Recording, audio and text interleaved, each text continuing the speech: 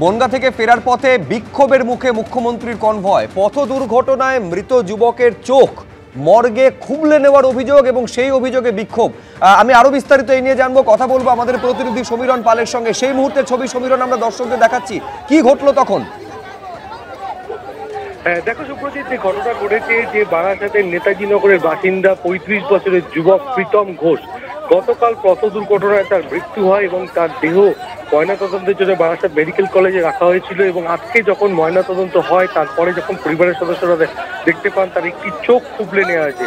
এরপর তারা মর্গের সামনেই ক্ষোভে পেটে পড়ে এবং বিক্ষোভ করতে করতে তারা যশোর রোডের সামনে চলে আসে, মেডিকেল কলেজের সামনে।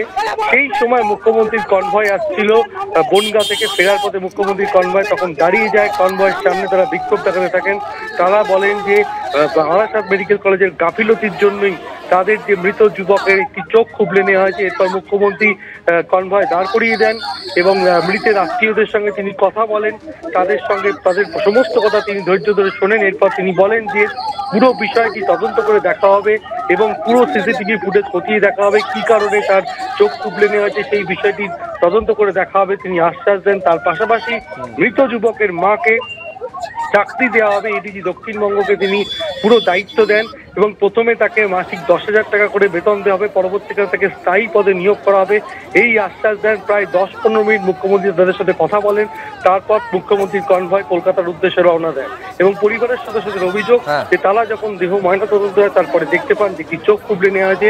অনেক ধন্যবাদ সমীরণ তোমাকে।